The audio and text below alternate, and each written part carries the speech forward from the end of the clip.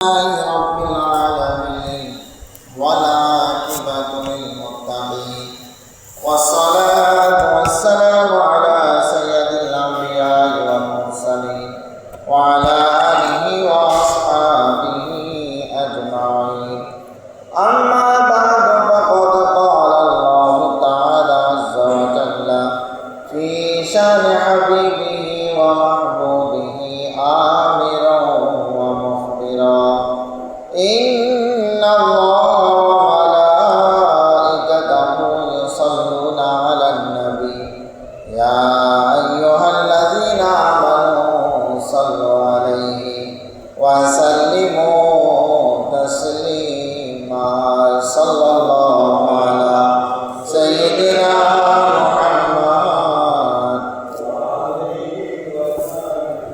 اللهم صل على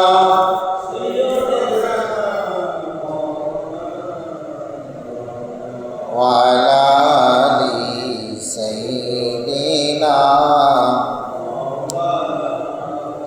উড়িয়া যারে বাংলার হাওয়া উড়িয়া যারে মদিনা মুদের সালাম পৌঁছে দিও নূর নবীজির বকরওজায় আল্লাহুম্মা সাল্লি আলা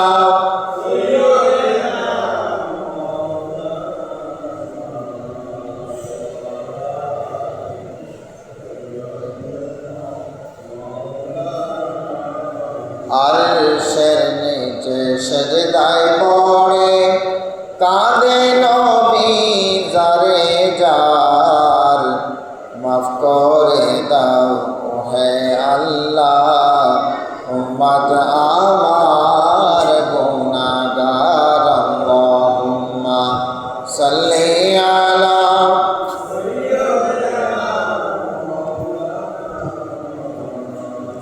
ওয়ালা মাওলানা কোথায় রইলেন প্রাণের নবী আমাদেরকে চারিয়া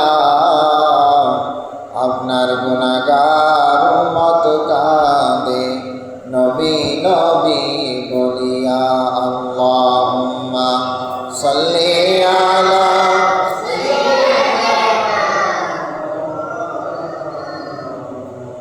وعلى آل سيدنا صلاة يا رسول الله عليكم نہ چھوٹے ہاتھ سے دامن تمہارا یا رسول اللہ ہمیشہ یہ رہے سہارا یا رسول اللہ صلاۃ یا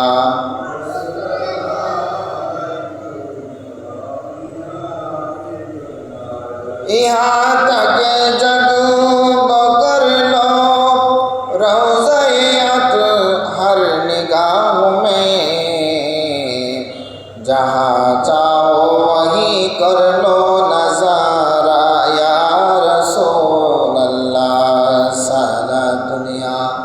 رسول اللہ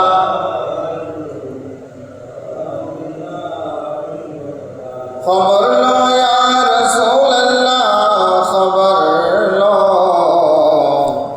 ہمیں ایک بار مدینے میں بلا لو سارا دنیا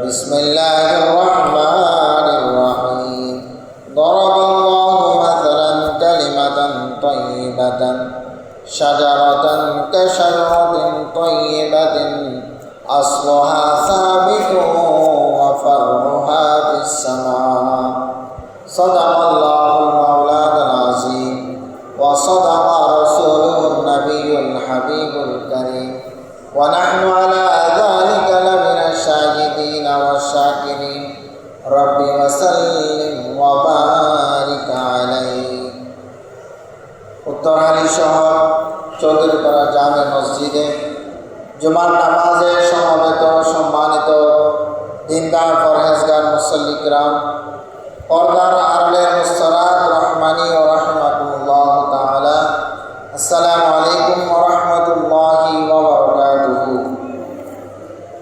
মহান আল্লাহর আলিশান দরবারে শুকরিয়া আদায় করছি।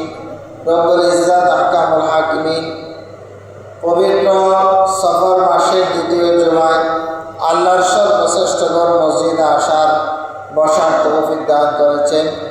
সেই জন্য মওলা মনিবের দরবারে শুকরিয়ার্থে উচ্চ আওয়াজে বলছি আলহামদুলিল্লাহ। আরও শুকরিয়া আদায় করি রব্বুল আলামিন আহকামুল হাকিমিন মেহেরবানি করে দয়া করে আল্লাহর হাবিব নবী দু জাহান রাহমাতুল লিল আলামিন নবীর উম্মত বানিয়ে দুনিয়ার বুকে প্রেরণ করেছেন। লক্ষ কোটি দুরূদ সালামের নাজরানা পেশ করছি সেই প্রিয় নবীর দরবারে। আল্লাহ রব্বুল ইজ্জত আমাদের সকলের পক্ষ থেকে দুরূদ সালামের হাদিয়াকে কবুল করুন, সকলে বলে আমিন। প্রিয় হাজিরিন, আজকের বিষয়বস্তু হলো ঈমান বিত তাওহীদ। একজন মুমিন সেই ঈমানের দাবি তখনই করতে পারবে যখন তার তাওহীদের প্রতি তার যথাযথভাবে দৃঢ় বিশ্বাস থাকবে যে পৃথিবীর মধ্যে সকল কিছু আল্লাহর পক্ষ থেকেই হচ্ছে।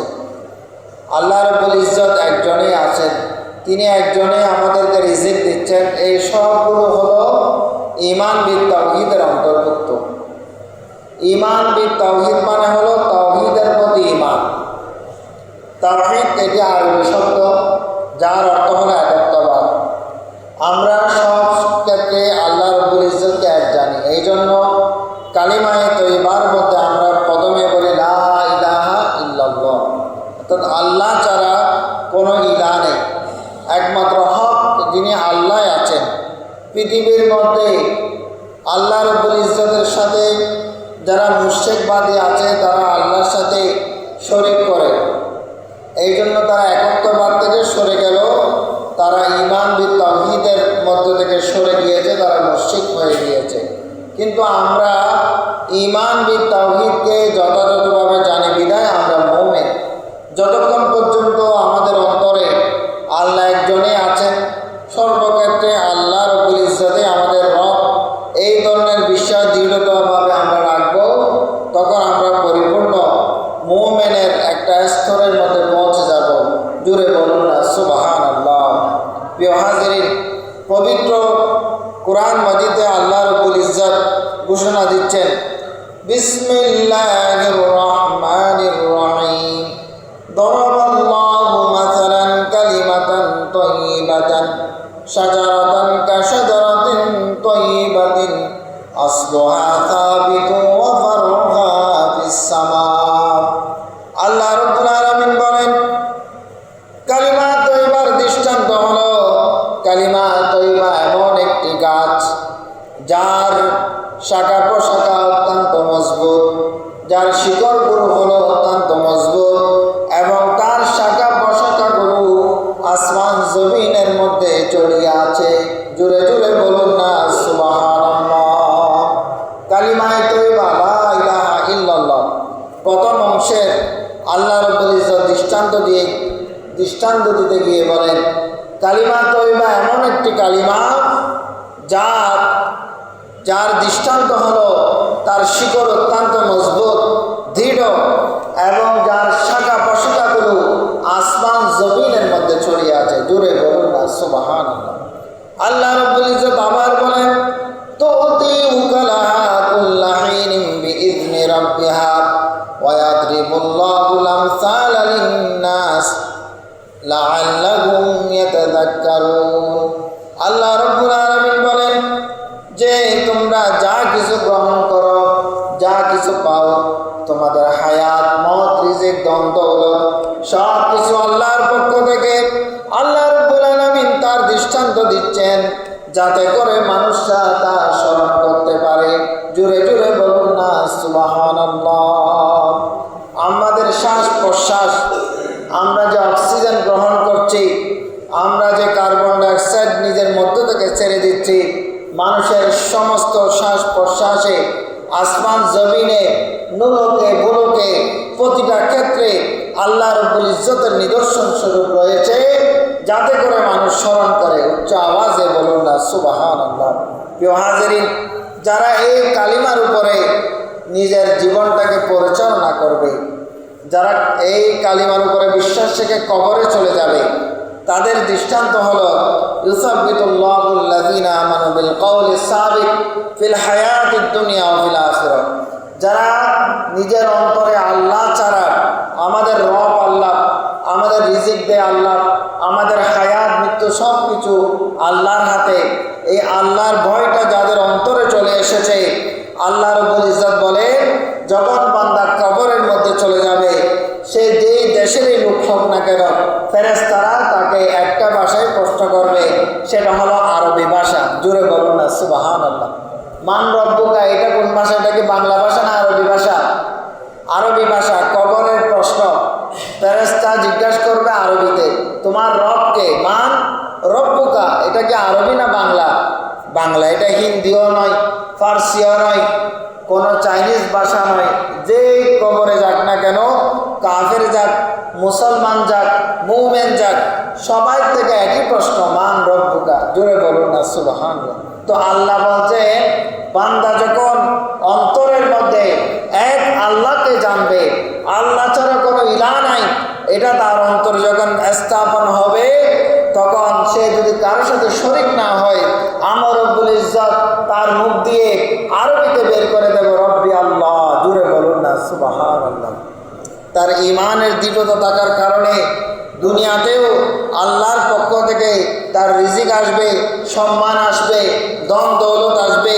সে যখন আল্লাহর ভয় প্রকাশ্য যখন পাপের সুযোগ থাকেও কিন্তু পাপ করলো না আল্লাহর ভয়ে, আল্লাহর ভয়ে সে যখন কামরার মধ্যে থাকলো, কর্মস্থলে গেল, তার দায়িত্ব নিয়ে সে যখন গাফলতি করলো না, আল্লাহর ভয়ে সে যথাযথভাবে সুন্দরভাবে সম্পন্ন করলো, আল্লাহ তাকে দুনিয়াতেও সম্মান দান করবে। আর কবরে যেখানে কোনো আত্মীয় স্বজন নাই, যেখানে কোনো পাড়া প্রতিবেশী নাই, যেখানে কোনো ক্ষমতার কোনো দাপট চলবে না, ওই অন্ধকার কবরে আল্লাহ তাওহীদ অন্তরে স্থাপন দেওয়ার কারণে তার অন্ধকার কবরটাকে আলোকিত করে দিবে। ফেরেশতারা যখন তার থেকে জিজ্ঞাসা করবে, অটোমেটিকলি আল্লাহর পক্ষ থেকে উত্তরগুলো বলে দেওয়ার জন্য তার আল্লাহর পক্ষ থেকে তাকে বাকশক্তি দেওয়া হবে।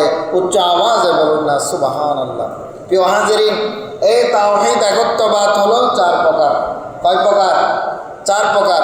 চার প্রকারের উপরে নির্ভর করতেছে আপনি কি আদৌ আপনার অন্তরে আল্লাহ ছাড়া কোনো ইলাহ নাই এই কথার উপরে আছেন কিনা, সেটা এই চার প্রকারের মধ্যে নির্ভর করবে। এক নম্বর হলো তাওহীদুল উলুহিয়া। পৃথিবীর মধ্যে একমাত্র আল্লাহ ছাড়া আর কোনো রবের অস্তিত্ব নাই। কেউ কেউ আছে সূর্যের পূজা করে, কেউ আছে চন্দ্রের পূজা করে, কেউ আছে তারকার পূজা করে, কেউ মূর্তি পূজা করে, কেউ গাছ বাঁশ এগুলোর পূজা করে। আল্লাহর নবী যখন মক্কাবাসীদেরকে বললেন যে আল্লাহ ছাড়া কোনো ইলাহ নাই, তারা রাসূলুল্লাহর উপর নির্যাতন নিপীড়ন শুরু করে দিল। এরপরে এই তাওহীদ যখন তাদের অন্তরে ঢুকে গেল, তারা মূর্তি পূজা থেকে সরে আসলো। যারা চাঁদের পূজা করত, সূর্যের পূজা করত, সব কিছু থেকে তারা সরে আসলো। তখন তারা আল্লাহ রাব্বুল ইজ্জত বলেন, রাসূলুল্লাহ গোটা আরব জাতিকে বলেন, কুল হুয়াল্লাহু আহাদ, হে আরব জাতি তোমরা বলো যে সে আল্লাহ ছাড়া কোনো ইলাহ নাই। যে আল্লাহর পক্ষ থেকে বলা হচ্ছে, রাসূল আপনি গোটা বিশ্ববাসীদেরকে বলুন যে আল্লাহ ছাড়া কোনো ইলাহ নাই। এরপরে গোটা কওমকে উদ্দেশ্য করে রাসূলুল্লাহ বলেন, কুল ইয়া কওমি ইবুদুল্লাহা মা লাকুম মিন ইলাহিন গায়রু, হে আমার কওম, হে আমার সম্প্রদায়, তোমরা এক আল্লাহর ইবাদত করো, তিনি ব্যতীত তোমাদের আর কোনো ইলাহ নাই। উচ্চ আওয়াজে বলুন না সুবহানাল্লাহ। সালাতুন ইয়া রাসূলুল্লাহ।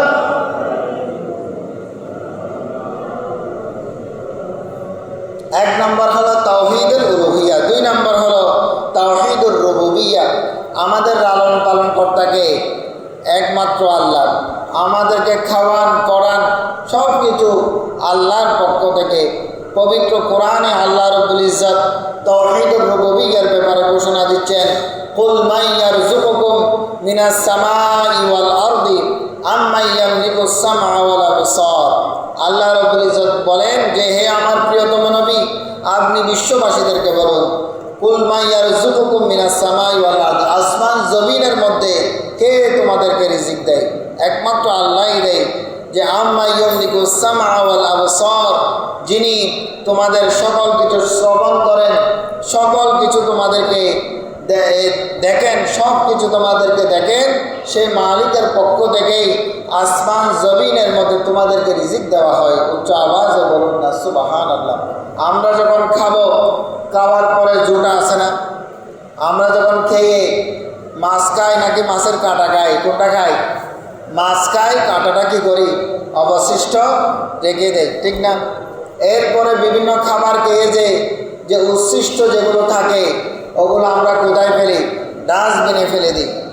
এতটুকুর মধ্যে কিন্তু শেষ না। এরপরে ডাস্টবিন থেকে পোকা মাকড় খাই, কুকুর খাই, অন্যান্য কীট পতঙ্গগুলো, বড় ধরনের কীট পতঙ্গ খাই। এরপরে খাওয়ার পরে বাকি যেটা থাকবে তারা যেটা খেয়ে ফেলে দিবে, ওইটা আবার ছোট ছোট পোকামাকড়গুলো খাবে। এরপরে যখন তারা খেয়ে আরও কিছু রাখবে, মাটির গর্ত থেকে পিঁপড়াগুলো খাবে। এইভাবে করতে করতে আল্লাহ রাব্বুল ইজ্জত মানুষের মাধ্যমে 18,000 মখলুকাতের খাবার জুগিয়ে দেন। জুড়ে বলুন না সুবহানাল্লাহ। সব কিছু, এমনকি সমুদ্রের স্থলের মধ্যে যত ধরনের মাছ আছে, জীবজন্তু আছে, সকল কিছুকে আল্লাহ রাব্বুল ইজ্জত রিজিক দান করেন। একদা সুলাইমান আলাইহিস সালাম আল্লাহকে বললেন, আল্লাহ আপনি তো আমাকে একটা নবুয়ত আংটি দিয়েছেন, আমার সাথে পিঁপড়া কথা বলে, পশু পাখি কথা বলে, জিন দানব দৈত্য সব কিছু আমার দরবারে উপস্থিত হয়। আমি চাই গোটা বিশ্বকে একবেলা খাওয়াবো। জুড়ে বলুন না সুবহানাল্লাহ। কয় বেলা খাওয়াবেন? একবেলা। কে বলতেছেন? সুলাইমান আলাইহিস সালাম। তিনি অনেক জলিল কদরের একজন নবী। তিনি আল্লাহকে বলছেন আমি কি করব? একবেলা আমার রাজ্যের মধ্যে আশেপাশে যা আছে সবাইকে দাওয়াত দিয়ে খাওয়াবো। আল্লাহ তাআলা বলছেন ঠিক আছে, তোমাকে অনুমতি দিলাম। হযরত সুলাইমান আলাইহিস সালাম 1 বছর খাবার জোগাড় করলেন, একটা গোডাউনের মধ্যে খাবারগুলো মজুত রাখলেন। 1 বছর যখন হয়ে গেল, ওনার এস্টিমেট অনুযায়ী সবাই খেতে পারবে এমন একটা বিশাল গোডাউন, ডেকগুলা রান্না করে করে তিনি 1 বছর মজুত করলেন। এরপরে সবাইকে দাওয়াত দিয়ে দিলেন। সমুদ্র থেকে সর্বপ্রথম যেদিন দাওয়াতের টাইম, যেদিন ডেট দিয়েছেন তার আগের দিন একটা দানব ওনার দরবারে এসে হা করে রয়েছে। সমুদ্রের তলদেশ থেকে বিশাল একটা দৈত্য এসে সুলাইমান আলাইহিস সালামের সামনে যে হা। সুলাইমান আলাইহিস সালাম বললেন, কি রে বাবা, তুমি কেন আসছো, কি চাও? বলে যে আপনি না দাওয়াত দিয়েছেন। বলতে ডেট তো কালকে। বলতে আমার কালকে একটা কাজ আছে, তো আজকে আমি অ্যাডভান্স খেয়ে চলে যাব। জুড়ে বলুন না সুবহানাল্লাহ। আমি কি করব? অগ্রিম খেয়ে চলে যাব। সুলাইমান আলাইহিস সালাম বলেন ঠিক আছে, খাবার তো মজুদ আছে। এই তার মুখের উপরে আমার গোডাউন থেকে এক ডেক খাবার এনে তার মুখে ঢেলে দাও। তো জিনগুলো তো অনেক বিশাল বিশাল, ডেকগুলো মনে হয় আমাদের মনি ডেকের মতো হবে। না না, এটা বিশাল ডেক। এই জিনের মতো বিশাল একটা দৈত্য কয়েকটা ডেক ধরে এনে তার মুখে ঢাললেন। এইভাবে ডালতে ডালতে ডালতে কিতাবের মধ্যে এসেছে 1 বছরের খাবার সম্পূর্ণ ওই দানবের মুখে ঢেলে দিয়েছে। তারপর হা, কিরে বেটা, তোর মুখে গোটা 1 বছরের খাবার ঢেলে দিলাম, এরপরও কি চাস? বলতে কি বলেন, এটা তো আমার জন্য মাত্র 1 লুকমা। আমার আল্লাহ এরকম আমাকে প্রতিদিন 2 বার এরকম 40 লুকমা খাওয়াই। উচ্চ আওয়াজে বলুন না সুবহানাল্লাহ। তো আল্লাহর যেখানে দেওয়া সেখানে বন্দার দেওয়ার মধ্যে বেশ কম আছে না নাই? বাগানের মধ্যে কাজ করে বাগানের মালিক ঘুমাচ্ছেন, বিড়াল এসে তার বুকের উপরে চলে গেছে। কি চলে গেছে? বিড়াল। বাগানের মালির উপরে বিড়ালটা বুকের উপরে পাড়া দিয়ে চলে গেছে, কিন্তু বাগানের মালিকও মরতেছে না। আর একটু পরে বাঘে একটা আসে, অনেকক্ষণ বসছে, পিঠের উপরে ফেলাইছে, বুকের উপরে লাফালাফি করছে, উঠে নাই। এরপরে একটু পরে এসে হাতি আসতেছে, হাতি আসতে যখন পাড়া দেওয়ার সময় হলো উঠে ফেলাইছে। তাহলে হাতির পাড়া বিড়ালের পাড়ার মধ্যে বেশ কম আছে না নাই? বন্দার দেয়া আল্লাহর দেয়ার মধ্যে বেশ কম আছে না নাই? আচ্ছা প্রিয় হাজিরিন, এই জন্য আল্লাহ বলছেন আসমান জমিনে কুলকায়নাতে যা কিছু আছে আমি রব্বুল ইজ্জত খাওয়াই। সুলাইমান আলাইহিস সালাম একটা সমুদ্রের তীরে বসে আছেন, ওইখানে দেখলেন একটা ব্যাঙ পাতার উপরে ভেসে আসলো, সে জিহ্বা বের করলো আর আরেকটা পিঁপড়া ফড়িং টেনে টেনে জিহ্বার মধ্যে ঢুকিয়ে নিল। চলে ব্যাঙ মুখ বন্ধ করে পানির ভিতরে চলে গেল। একটু পরে আবার ব্যাঙটা ভেসে উঠলেন, জিহ্বা বের করলেন, পিঁপড়া চলে আসলো। জিজ্ঞাসা করলেন, কিরে তুমি চলে গেলা আবার চলে আসলা, ঘটনা কি? তখন সুলাইমান আলাইহিস সালাম তার নবুয়তি আংটির মাধ্যমে ব্যাঙের সাথে কথা বলছেন, বলে যে সমুদ্রের তলদেশে কিছু পোকামাকড় তারা না খেয়ে আছে, আল্লাহর নির্দেশে আমি পিঁপড়া যে ফড়িং এনেছে ওটা নিয়ে গিয়েছি, তারা খেয়েছে, আবার পিঁপড়াটাকে জীবিত অবস্থায় আমি এনে দিয়েছি। জুড়ে বলুন না সুবহানাল্লাহ। প্রিয় হাজিরিন, এইভাবে আল্লাহর কুদরত যদি আমরা বর্ণনা করি শেষ হবে না। এরপরে আল্লাহ আমাদেরকে রিজিক দেয়। 3 নম্বর হলো তাওহীদুল আমালিয়া। আমলের ক্ষেত্রে আমরা আল্লাহকে এক বলে জানি। আমরা কার ইবাদত করি? আল্লাহর ইবাদত করি। কুল কায়নাতে আল্লাহর মখলুকাতের মধ্যে সবাই আল্লাহর ইবাদত করে, শুধু মানুষ ছাড়া। মানুষের মধ্যে কেউ মুসলিম অমুসলিম, মুসলিম যারা তারা আল্লাহর প্রতি সারেন্ডার করেছে, আর যারা অমুসলিম সম্প্রদায় তারা আল্লাহর কাছে আত্মসমর্পণ করে নাই। এটাই হলো মুসলিম এবং অমুসলিম। তো যারা আল্লাহর আত্মসমর্পণ করে নাই তাদের কি আল্লাহ রিজিক বন্ধ করেছে? করে নাই, তাদেরকেও রিজিক দিচ্ছেন। যারা আল্লাহ রাসূলের বিধান মেনে চলছেন তাদেরকেও আল্লাহ রিজিক দিচ্ছেন। প্রিয় হাজিরিন, আল্লাহ বলছেন ইউসাব্বিহু লিল্লাহি মা ফিস সামাওয়াতি ওয়া মা ফিল আরদ। আসমান জমিনে যা আছে সবই আল্লাহর ইবাদতের মধ্যে রত রয়েছে। জুড়ে বলুন না সুবহানাল্লাহ। প্রিয় হাজিরিন, এই আল্লাহর ইবাদত করছে। আমরা শুনতেছি পাখি বলতেছে খা খা, কোকিল বলতেছে কুহু কুহু, কেমন? কিন্তু আসলে সে কা বলছে না, কু বলছে না, সে বলছে আল্লাহু আল্লাহু। জুড়ে বলুন না সুবহানাল্লাহ। প্রিয় হাজিরিন, এইভাবে সব কিছু হযরত দাউদ আলাইহিস সালাম তিনি বসে বসে জাবুর কিতাব পাঠ করছেন, একটা পোকা এসে ওনার পাশ দিয়ে চলে যাচ্ছেন। তো ওই পোকাটাকে তিনি ডাকলেন, ডেকে বললেন, কিরে আল্লাহর কুল কায়নাতে এই ছোটো ছোটো পোকাগুলো সৃষ্টি করার কি কোনো প্রয়োজন আছে? তখন ও আল্লাহ রাব্বুল ইজ্জত পোকাটার জুবান খুলে দিয়ে বলছেন, হে আল্লাহর নবী হযরত দাউদ আলাইহিস সালাম, আমার কাজ হলো সুবহানাল্লাহি ওয়া বিহামদিহি সুবহানাল্লাহিল আযীম। এই তাসবিহটা আমি প্রতিদিন 5000 বার পাঠ করি। জুড়ে বলুন না সুবহানাল্লাহ। প্রিয় হাজিরিন, এরপরে এই যে আল্লাহর ইবাদতের ক্ষেত্রে কোনো শরীক নাই। আল্লাহ বলছেন ফামান কানা ইয়ারজু লিকা রাব্বিহি ফালইআমাল আমালান সালিহান ওয়া লা ইউশরিক বিইবাদাতি রাব্বিহি আহাদা। যারা চায় তারা কিয়ামতের দিন আল্লাহর কাছে সাক্ষাৎ লাভ করে পুরস্কৃত হবে, তারা যেন আল্লাহর ইবাদত করে, আল্লাহর সাথে কাউকে শরীক না করে। সালাতুন ইয়া রাসূলুল্লাহ।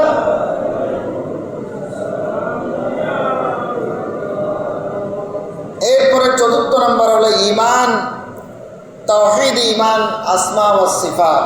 আল্লাহর যে সিফতি নাম আছে সেগুলোর প্রতি বিশ্বাস। একজন মুমিন ব্যক্তি সে আল্লাহকে কোনো ইলাহ নাই আল্লাহ ছাড়া সেটা বিশ্বাস করবে, আল্লাহ রিজিক দেয় সেটার উপরে বিশ্বাস রাখবে, ইবাদতে আল্লাহ ছাড়া কাউকে শরীক করবে না।